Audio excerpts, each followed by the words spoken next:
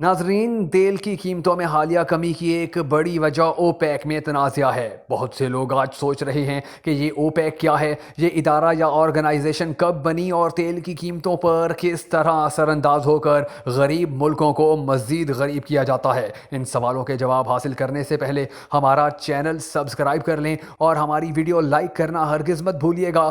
دوستو، وینزویلا جنوبی امریکہ کا ایک تیل پیدا کرنے والا ملک ہے۔ ترقی یافتہ دنیا تیل کو بڑے سستے داموں حاصل کر کے اسی سے بنائی ہوئی چیزیں تیسری دنیا کے ممالک کو مہنگے داموں بیچتی ہیں۔ تیل کی عالمی منڈی میں اصل طاقت امیر ملکوں کے پاس ہے، جن کی حکومتیں اور تیل کمپنیاں مختلف ہیلے بہانوں سے تیل کی رسد بڑھا کر تیل کی قیمت کو ایک سطح سے کم رکھتی ہیں۔ اس بات کو بنیاد بنا کر سب سے پہلے 1949 میں وینزویلا کے صدر نے ایران، عراق، کویت اور سعودی عرب کی حکومتوں سے رابطہ کیا، جس کا مقصد ایک مشترکہ ادارہ قائم کرنا تھا جس میں تیل سے متعلق مسائل کے بارے میں تبادلہ خیال کرنا تھا۔ اس وقت بات نہیں بنی کیونکہ ان ملکوں میں امریکہ، برطانیہ اور فرانس کا اثر و رسوخ بہت زیادہ تھا، بلکہ تیل کی کمپنیاں ان کی ملکیت تھیں۔ 1960 میں انہی ممالک کا اجلاس عراق کے شہر بغداد میں ہوا، جہاں اوپیک کا قیام عمل میں لایا گیا۔ اس کا صدر دفتر ویانا میں ہے۔ خیال تھا کہ اوپیک تیل کی عالمی رسد کو محدود کر کے اس کی قیمت کو ایک مناسب درجے تک لے آئیں گے۔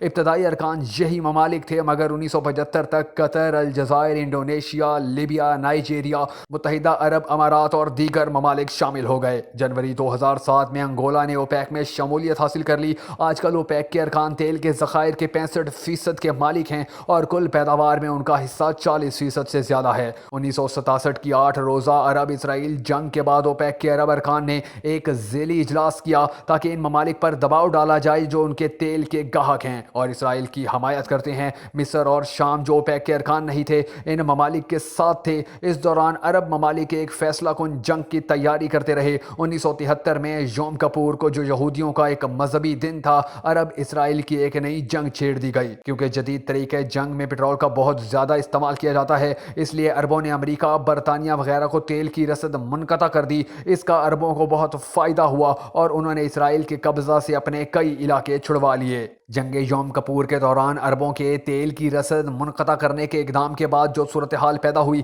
اسے معیشت دان 1973 کے تیل کے بحران کے نام سے یاد کرتے ہیں۔ اس دوران تیل کی قیمت عالمی منڈی میں 5 گنا بڑھ گئی، یعنی 12 سے 60 امریکی ڈالر فی بیرل۔ یہ مغربی ممالک کے لیے ایک ڈرونے خواب سے کم نہ تھا۔ اس سے ترقی یافتہ ممالک کی معیشت کو ایک بڑا دھچکا لگا۔ امریکہ اور مغربی یورپ میں افراط زر کی شرح ریکارڈ حد تک کم ہو گئی۔ ان کے تمام معاشی اشاریہ منفی رجحانات دکھا رہے تھے۔ اس کے اثرات کئی سال تک ان ممالک کی معیشت پر ہوتے رہے۔ یہ صورتحال 17 اکتوبر 1973 سے شروع ہوئی جب اوپیک کے عرب ارکان نے تیل کی رسد پر پابندی کا اعلان کیا۔ امریکہ نے ایک قانون بنایا جس کے مطابق ایسی گاڑیاں جن کے رجسٹریشن نمبر طاق ہیں وہ صرف طاق تواریخ میں پٹرول لے سکتے ہیں، اور ایسی گاڑیاں جن کے رجسٹریشن نمبر جفت ہیں وہ صرف جفت تاریخوں میں تیل ڈلوا سکتے ہیں۔ برطانیہ اور امریکہ کو اپنے پٹرول کی راشن بندی کرنا پڑی۔ فرانس کی شرح پیداوار جو پچھلے 30 سال سے مسلسل بڑھ رہی تھی اور باقی یورپ کے لیے ایک مثال تھی، منفی رجحان دکھانے لگی۔ ہالینڈ کو بہت نقصان ہوا کیونکہ اس کا تیل بالکل بند ہو گیا تھا۔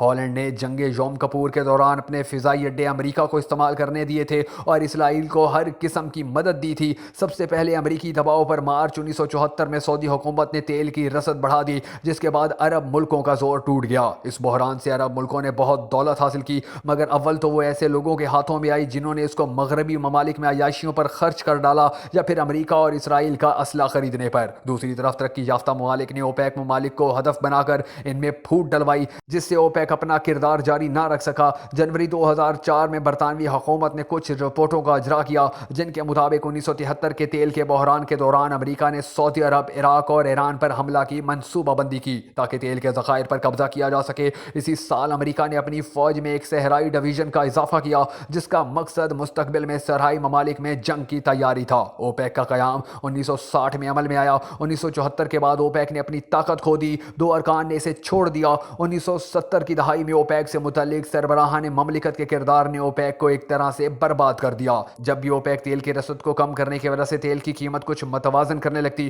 سعودی عرب کی طرف سے اعلان ہو جاتا کہ وہ اضافی تیل منڈی میں رسد مہم پہنچائے گا۔ اس کے علاوہ عراق نے اپنی مشکلات اور پابندیوں کے دور میں اوپیک سے چوری چھپے منڈی میں تیل بیچا۔ ان باتوں کی وجہ سے اوپیک کا کردار بہت محدود ہو گیا۔ مگر ابھی بھی مغربی مفکر اسے ایک سویا ہوا شیر سمجھتے ہیں اور اپنی حکومتوں کو اس پر دباؤ برقرار رکھنے کا مشورہ دیتے ہیں۔ حال ہی میں کچھ ممالک نے تیل کی ادائیگیاں ڈالر کی جگہ یورو میں لینے کا عندیہ دیا ہے، مگر فی الحال اس بات کو دبا دیا گیا ہے۔ اب تک ساری دنیا میں تیل کی ادائیگی کی شرط ہے کہ وہ امریکی ڈالر میں کی جائے۔ ان سب باتوں کے باوجود اوپیک ممالک کا تیل کی تجارت میں حصہ اور ان کے تیل کے ذخائر ابھی بھی اتنے ہیں کہ وہ منڈی میں قیمت کو متعین کر سکتے ہیں۔ موجودہ دور میں ایران اور وینزویلا کے سربراہ اس کوشش میں ہیں کہ امریکہ سے آزادانہ فیصلے کیے جائیں جو ابھی تک کسی خاص کامیابی سے ہمکنار نہیں ہو سکے۔ اس کی وجوہات اوپیک ممالک میں اتفاق کا نہ ہونا، عراقی تیل پر امریکی قبضہ اور سعودی عرب پر زبردست امریکی اثر ہیں، اور انہی تمام تنازعات کے باعث دنیا بھر میں تیل کی قیمتیں زیادہ اور کم ہوتی رہتی ہیں۔